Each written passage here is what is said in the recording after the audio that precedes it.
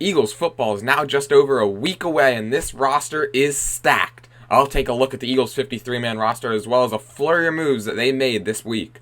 Also, the Phillies are struggling at a bad time. What has contributed to this lackluster week for the Phils? This episode of the Phillies Sports Spot YouTube channel starts right now. What's going on, everybody, and welcome into this edition of the Phillies Sports Spot YouTube channel. I am your host, Jordan Hirsch. Now, guys, before we get into this video, please make sure you like this video and subscribe to my channel with notifications turned on so you never miss another upload. And please make sure you are following me on Instagram. The link will be in the description below. Alright, so let's start out this episode by talking about the Birds, whose season starts now in just 8 days as they will be up in Detroit to kick off their season on September 11th against the Lions. And the Eagles had to cut their roster down to 53 to their final roster this past week. So let's just get right into looking at their roster for this season. Their quarterback room right now just too deep. Going to be Jalen Hurts and Gardner Minshew. Going into the season, of course, probably a big season for Hurts as he now has a ton of weapons around him. It's going to really be a huge season for him to go out there and try to prove himself. As we take a look at the running backs now, Miles Sanders, who did practice earlier this week. He's been dealing with that hamstring issue really the entire preseason, and he was able to get back on the practice field this week, so that is really good news for him and the Eagles. His status for week 1 is still uncertain. The hamstring is still bothering him a little bit, and he hasn't had a whole lot of practice time, so we will have to see how the Eagles manage that. They also have Boston Scott and Kenny Gainwell, and now also Trey Sermon in that running back room. So I do think if Miles Sanders does end up having to miss a week, they should be just fine, as they will still have 3 running backs on the roster other than Sanders going into Detroit. Take a look at the wide receivers now. This is probably where the Eagles are most stacked on offense. A.J. Brown as your wide receiver 1, Devontae Smith at 2, Zach Pascal at 3, and then Quez Watkins at 4. So Eagles with 4 really good wide receivers there. Of course, they traded Jalen Reagor finally earlier this week to the Vikings. They acquired a 7th-round pick in 2023 and a 4th-round pick in 2024. So all in all, I would say a really good trade there for the Eagles. They get rid of Jalen Reagor finally, and they do get a couple of draft picks in return. You take a look at the tight ends. Dallas Goedert, of course, is going to be number 1, but Jack Stoll and Grant Calcaterra also making the team there at tight end. Grant Calcaterra, of course, played with Jalen Hurts at Oklahoma, so they know each other. Trey Sermon also played with Jalen Hurts at Oklahoma, so he's now got a ton of ex-teammates from college, both from Oklahoma and from Alabama, on this team now. So we move into the offensive line. As long as they can stay healthy, this should be another dominant year for the offensive line. Lane Johnson, Jason Kelce, Jordan Mailata, Landon Dickerson, and then Andre Dillard was, of course, supposed to be the starter, but he is now out with that fractured forearm. Eagles don't believe that he's going to miss the entire season. However, surgery is definitely an option for him. Eagles also have Cam Jurgens, Josh Sills, Sua Opeta, Isaac Seumalo, and Jack Driscoll to round out their offensive line room. So again, as long as they can stay healthy, which was a big key to this team last season, was offensive line staying healthy, they should be good to go there. You take a look now into the defense. At the defensive line, this is just a monster of a defensive line right now. Brandon Graham coming back off of that torn Achilles he suffered in week 2 last year. Josh Sweat's going to be on the end. Fletcher Cox, Javon Hargrave up the middle there. Jordan Davis, of course. Huge 340-plus pound lineman the Eagles drafted in the first round this year. He'll be going up the middle, then backing them up should be Milton Williams, Marlon Tuipulotu, Derek Barnett, and Teron Jackson to round out the backups on the defensive line. Another stacked position group for the Eagles this season.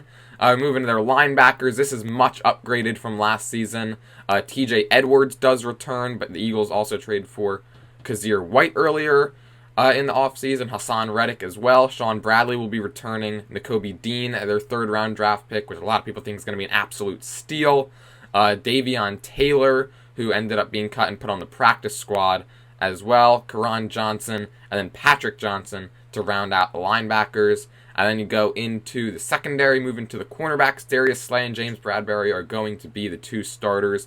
That's going to be probably one of the top cornerback duo in the league, again, as long as they can stay healthy. Avonte Maddox will be back there as well, along with Zach McPherson, Josiah Scott, and Josh Jobe. So really, as long as they can stay healthy, as long as Slade Bradbury and Avonte Maddox can all stay healthy, they should be good to go at the cornerback position.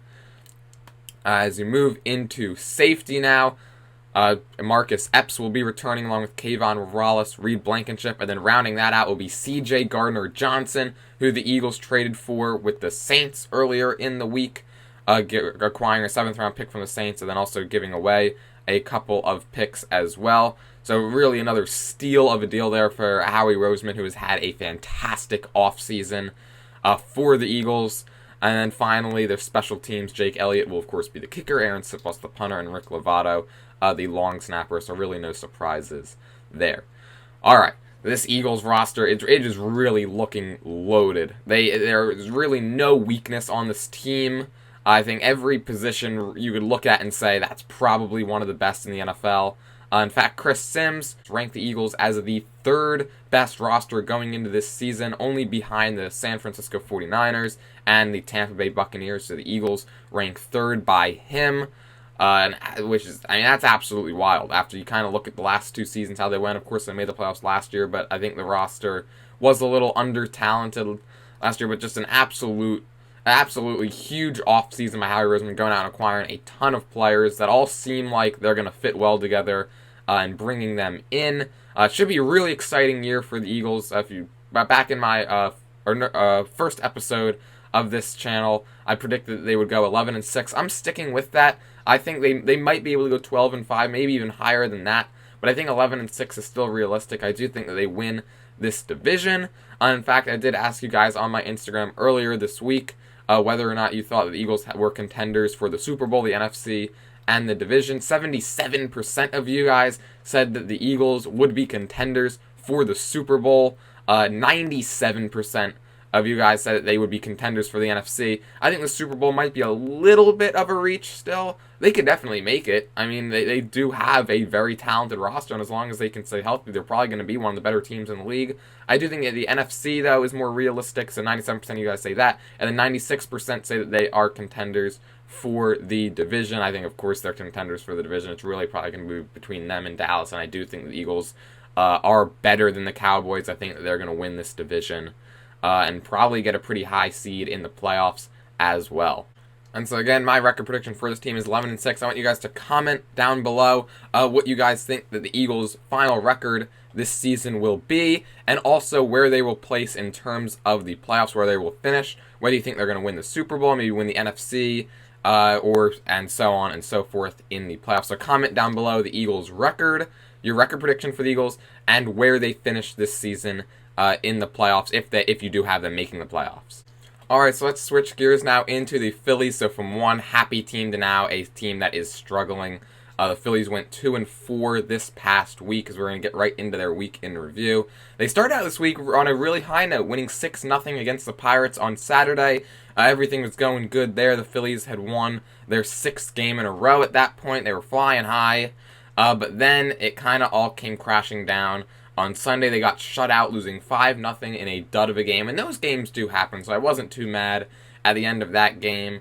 Phillies lose that one 5-0 to the Pirates. They still take 2 out of 3 in that series.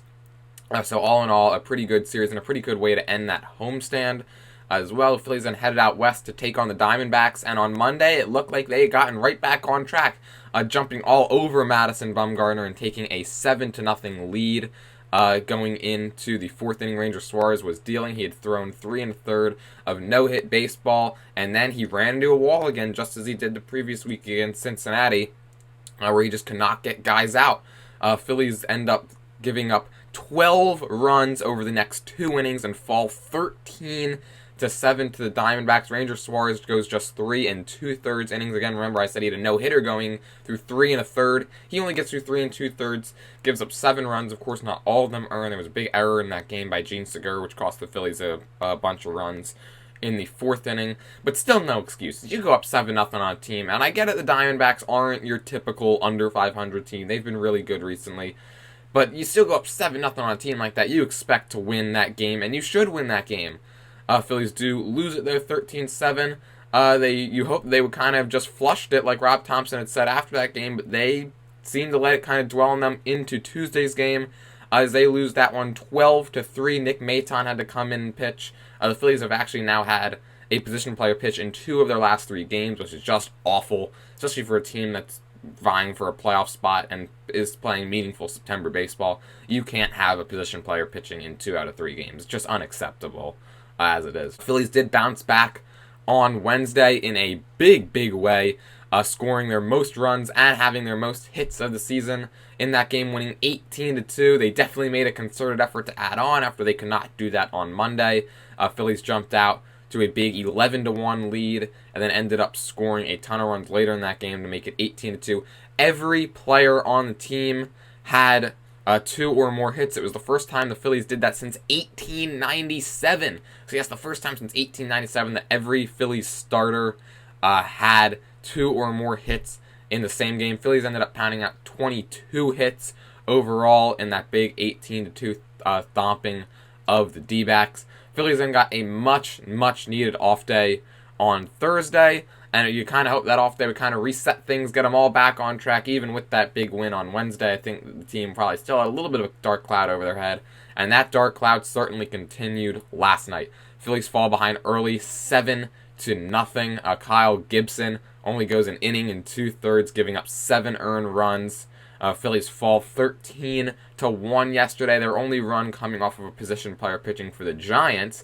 However, they had a position player pitching because they were up 13-0, and we had a position player pitching because we were down 13-0. Garrett Stubbs came in the 8th inning last night, gave up a run. Not that it really mattered, but again, he was a second position player to pitch for the Phillies this week and second in the last 3 games. Again, just absolutely unacceptable. So the Phillies go 2-4 on this week. They are still 3.5 games up on the Brewers for that final wildcard spot as they now hold the final wildcard spot. The Padres, who have won 4 straight, have leapfrogged them. Phillies just a half game behind San Diego and now 8.5 games behind Atlanta as that first spot becomes more and more out of reach for this team. As we now are going to get into their week ahead. Hopefully the Phillies can turn it around. They're going to finish up this series against the San Francisco Giants today and tomorrow. Both games are on NBC Sports Philadelphia, and both games are also at 4:05. They're then going to head back home. They'll be off Monday, and Tuesday they're going to start a 3-game series all at 6:45 against the Miami Marlins. Zach Wheeler will not start on Tuesday, as it was previously reported. A little bit of a setback with that forearm injury. The Phillies still do not think that it's a big deal. They still have a very low level of concern with him. He's going to throw again next week. They're going to see how he is. But no Zach Wheeler for the Phillies on Tuesday. All the games against the Marlins are going to be on NBC Sports Philadelphia as well. They will then take on another division opponent in the Washington Nationals, with all games on NBC Sports Philadelphia in this series. Friday, September 9th is at 7:05, Saturday, September 10th at 6:05, and then 1:05 on Sunday to round out that series against the Nationals. But I did kind of just want to get back to the Phillies struggles for a little bit longer here. Of course, a lot of this has been on the pitching. The offense hasn't really been too good over this. I mean, they did score, of course, 7 runs, but couldn't add on Monday. Then the 18 runs, which is in that huge win on Wednesday. So the offense still hasn't really been doing their job a whole lot. They did get it shut out on Sunday. Only scored 3 runs on a Brandon Marsh home run on Tuesday, and then only just the 1-1 yesterday. But I think the main reason that the Phillies have struggled this week, it has been their pitching. Again, like I said, 3 2/3, 7 runs given up by Ranger Suarez. Nola only went 4 innings and gave up 8 earned runs, which is the most earned runs he'd allowed in his entire career on Tuesday. And then Gibson can't even get out of the second inning last night, giving up 7 earned runs. But the bullpen has been just awful as well, especially the front-end guys. Christopher Sanchez can't find the strike zone at all in his last 2 outings. He's walked in a ton of guys. Really, the entire Phillies pitching staff, both bullpen and the starters, have walked in a ton of guys. Yesterday and on Monday, so both of the times the Phillies gave up 13 runs this week. In both those games, the opposing team who scored the 13 runs had less hits than they did runs, which proves that the Phillies have been walking in just way too many guys. They've walked in a ton of players with the bases. I think they've walked in like 4 or 5 runs with the bases loaded just this week. Of course, another thing unacceptable about this team. Andrew Bellotti came in earlier in the week in that 13-7 loss. He couldn't find the strike zone at all. Sam Coonrod last night looked awful. It's really been the front end guys in this bullpen and the starters. I don't know if it's just their fatigue or if they're just going through a rough stretch, which hopefully that's all it is. But they've got to figure it out fast because Bailey Falter cannot be your best pitcher on this team, which is kind of what he's been the last few weeks. And Bailey Falter, it's nice to see him throwing well, but he cannot be your top starter on a team that's playing meaningful September baseball. Alright, that is going to wrap things up for this edition of the Philly Sports Spot YouTube channel. Again, make sure you guys like this video and subscribe to my channel with notifications turned on so you never miss another upload. I post every Saturday. You can also follow me on Instagram. The link will be in the description below, or you could just look me up. It's at Phillies Sports Spot. That's PhillysSportSpot, so just one S between sport and spot. And alright, until next week, guys, let's go Phillies. Let's get back on track this week.